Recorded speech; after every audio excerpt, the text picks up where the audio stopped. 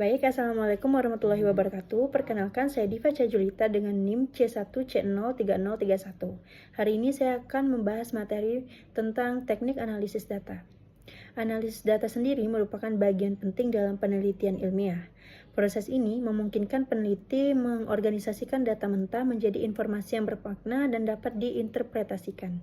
Tanpa analisis yang tepat, data yang telah dikumpulkan tidak akan memberikan manfaat yang optimal dan menjawab pertanyaan penelitian. Selanjutnya, ada definisi atau pengertian analisis data. Data adalah bahan mentah yang perlu diolah sehingga menghasilkan informasi atau keterangan baik kualitatif maupun kuantitatif yang menunjukkan fakta. Perolehan data harus relevan dengan masalah penelitian. Secara umum, analisis data itu adalah proses mencari dan menyusun secara sistematis data yang diperoleh dari hasil wawancara, catatan lapangan, dan dokumentasi dengan cara mengorganisasikan data ke dalam kategori dan membuat kesimpulan. Menurut Lexi Y. Moleong, analisis data adalah proses mengatur urutan data, mengorganisasikannya ke dalam suatu pola kategori dan satuan uraian besar untuk menemukan tema dan merumuskan hipotesis. Selanjutnya, ada jenis-jenis analisis data. Yang pertama itu data bermuatan kualitatif. Nah, disebut juga data lunak, diperoleh melalui pendekatan kualitatif berupa catatan lapangan, kata-kata, kalimat, atau paragraf dari wawancara observasi, partisipatoris, atau pemaknaan peneliti terhadap dokumen. Kedua, data bermuatan kuantitatif, berupa angka-angka atau kuantitas baik diperoleh dari jumlah suatu penggabungan ataupun pengukuran.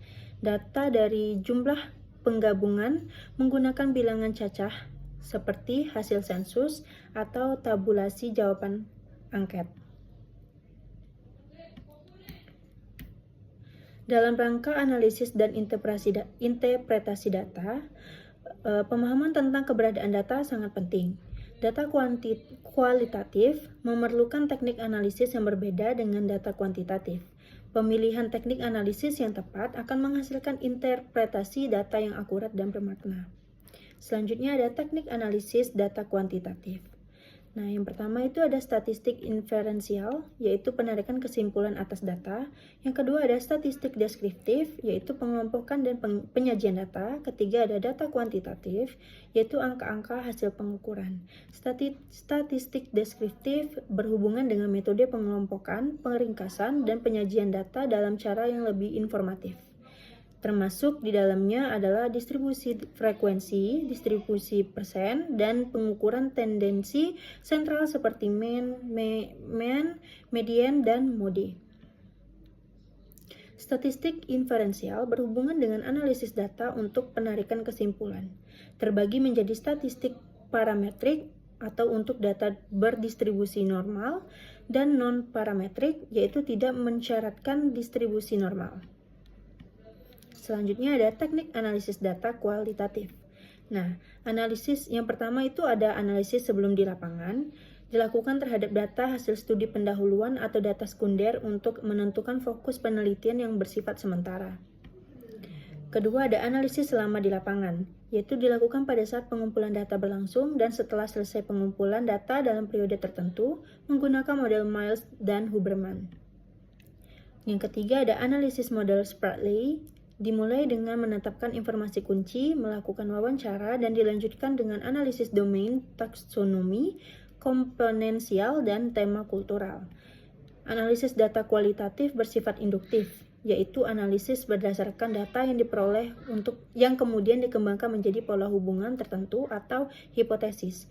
Model Miles dan Huberman mencakup 3 aktivitas, yaitu reduksi data, penyajian data, dan penarikan kesimpulan atau verifikasi.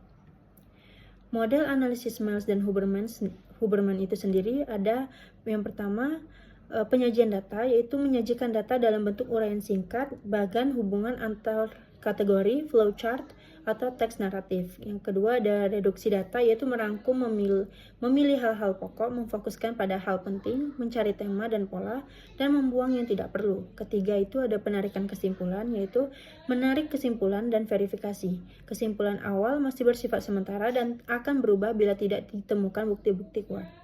Aktivitas dalam analisis data kualitatif dilakukan secara interaktif dan berlangsung secara terus-menerus sampai tuntas sehingga datanya sudah jenuh.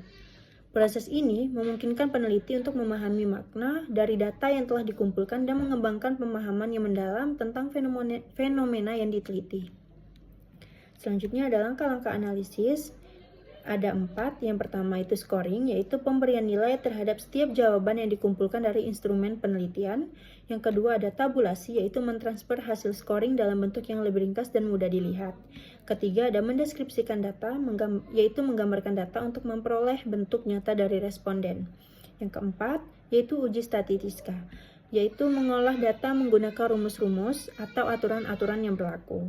Nah, proses analisis data yang terstruktur membantu peneliti dalam mengorganisasikan dan menginterpretasikan data dengan lebih efektif. Setiap langkah memiliki peran penting dalam memastikan bahwa hasil data dapat dipercaya dan bermakna untuk menjawab pertanyaan penelitian. Baiklah, mungkin itu saja yang saya dapat jelaskan tentang materi kali ini. Untuk kesimpulannya sendiri, yaitu analisis data adalah proses mengorganisasikan dan mengurutkan data ke dalam pola dan kategori.